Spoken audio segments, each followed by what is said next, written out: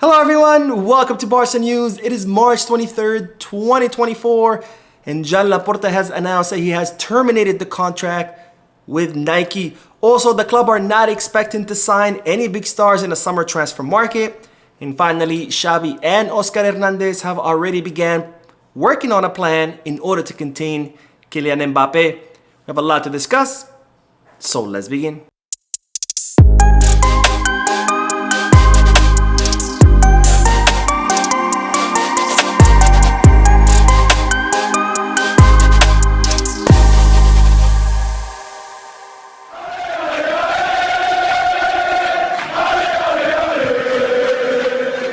Hello everyone, welcome to the channel. My name is Mo, and before we begin with the news, just a quick reminder to make sure to hit that like button, subscribe to the channel, and drop a comment.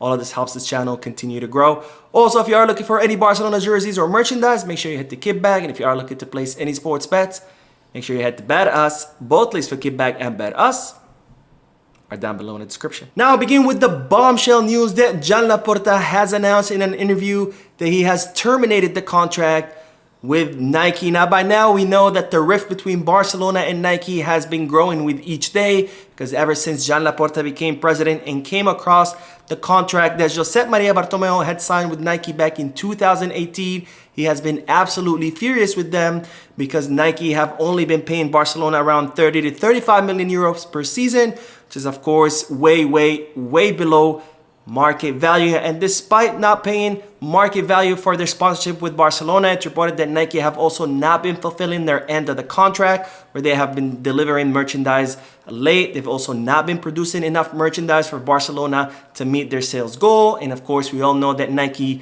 only provides e-commerce in the European continent and not in the whole globe, which does not make sense given how Barcelona is a global brand. Now, Joan Laporta has been in negotiations for a long time with Nike to try to get them to pay more, to pay market value, to improve the contract that they currently have with the Blaugrana club. And today, Joan Laporta dropped a bombshell during an interview with Sport, where he has announced that he has terminated the contract between Barcelona and Nike. Now, in regards to that, the Barcelona president said, "We told Nike that based on violations to our agreement, we have decided to terminate the contract. We informed them and they have taken the matter to court. We are looking at solutions for this measure. Nike have improved their offer, but it is still way below what the market can pay to us. Barcelona is the club that sells the most jerseys in the world, and we should have the best contract in the market.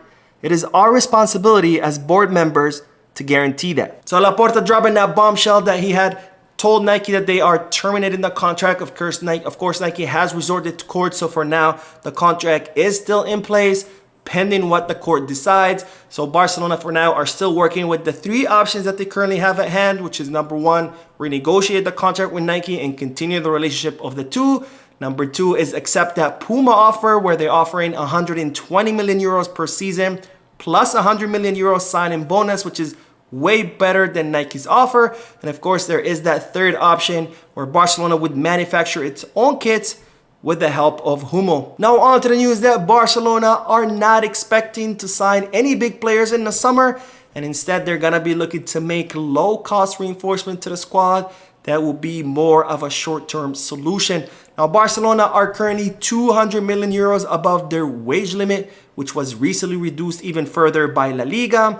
And in order to meet the one-to-one rule to be able to sign freely in the summer, Barcelona are gonna have to sell several big players. And since it's Deco's priority to not offload big players because he considers it to weaken the squad, then Barcelona are gonna have to depend instead on low-cost signings, short-term solutions in order to reinforce the squad. Now, Barcelona consider that they have enough talent on the squad in order to compete for one more season before they can start making some big signings. And I do have to say that I absolutely agree with this move, because Barcelona do have players like Ter Stegen, Araujo, Cubarsí, Koundé, Christensen, Balde, Pedri, Gavi, Frankie, Gundogan, Lamine, Lewandowski. So we definitely have more than enough to compete. And that's not even considering the players in the academy like Hector Fort, Marc Guiu, and Mika Faye. So I do agree with this move to find short-term solutions, because after all, in the summer of 2025, Barcelona will be in a much better financial health. Remember, this year we're expected to make only 11 million euros in profit, but in November our stadium will open, our new stadium will open, which will dramatically increase the profits at the end of the 2024-2025 season. Also, we're going to have some sponsorships who are going to pay up more, like Spotify, who are set to pay a higher fee once the stadium opens. And of course, that's another full season where Laporta and his board will have a chance to sign more new sponsorships, which we've seen that they are very good at doing that. So for sure, by the end of the 2024-2025 season, our profits margin will be much, much bigger, which will hugely influence our financial fair play in a positive way. So in the summer of 2025, we'll be able to make bigger signings. And until then, we do have enough quality on the squad in order to compete. And speaking of competing, it's reported that Xavi and Oscar Hernandez are taking advantage of the FIFA international break in order to come up with a plan in order to contain Kylian Mbappe in that quarterfinal match of the Champions League where Barcelona are going to be facing off against Luis Enrique's men. Now, even though that quarterfinal is 20 days away, I really like that Xavi and Oscar are taking this time in order to come up with a plan in order to contain Mbappe. In my opinion, I think the Champions League should take priority over La Liga because given that Barcelona are 8 points behind Real Madrid and Real Madrid do not seem to be slowing down or dropping points, then perhaps we have a better shot in the Champions League, where if we do get past of PSG, the financial rewards will be even bigger than La Liga because making it to the semifinals would mean a 12.5 million euro boost or bonus to Barcelona for making it to another stage. It would also mean an increased chance of making it to the Club World Cup, which is an automatic 50 million euro boost to Barcelona just for participating in the tournament.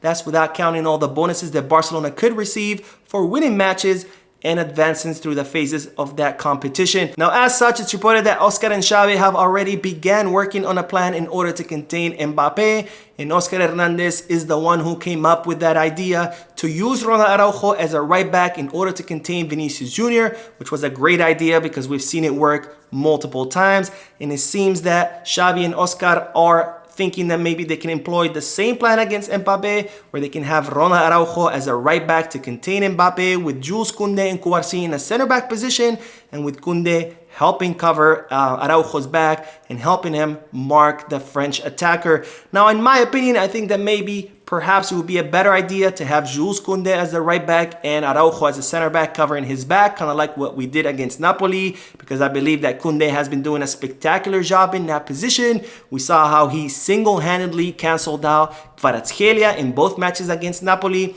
Now, of course, Kvaratskhelia is not Mbappe. Mbappe is better. But I do believe that Koundé should be entrusted with that job with Araujo covering his back, especially since if Araujo does play as a right back, Mbappe is going to be pressuring him. And since Araujo is not our best center back when it comes to coming out with the ball from behind, I think Jules Koundé would be more suited for that on the right back position, where he can come out from behind with the ball at his feet. He's better at that. And also have Araujo covering his back. So that's what I think it would be the better solution. But of course, I do love to hear from you guys. What do you guys think the team should do? Should we have Araujo as a right back with Koundé covering his back as in the center back position? Or should we invert them? Now, another two things that I was thinking about that maybe could help the team is for sure starting Fermin Lopez in the midfield. And believe it or not, I do believe that Rafinha should start on the left back position, because even though I've said that he doesn't have the quality to be a Barcelona attacker, one thing we cannot take away from the Brazilian is his work rate, where if he has to track back 100 times in a match to help the defense, he does it with no problem. And yes, Joao Felix does have much better quality than Rafinha, but as we've seen, he's not the hardest worker on the team. And given how fast PSG are in their attack and how intense they are in their attack, we're definitely going to have to use all of our hardest workers, which are, of course, Rafinha and Fermin Lopez. So that is it for today. I hope you enjoyed the video. If you did, please give me a like. Also, I would like to invite all of you to please leave a comment down below, giving me all your thoughts and opinions about all the news that I share with you. And finally, I would like to invite all of you to please subscribe to the channel so you can stay current on all the latest news in regards to our beloved club, FC Barcelona. Thank you for watching. I will see you in the next video. And as always, Visca Barça.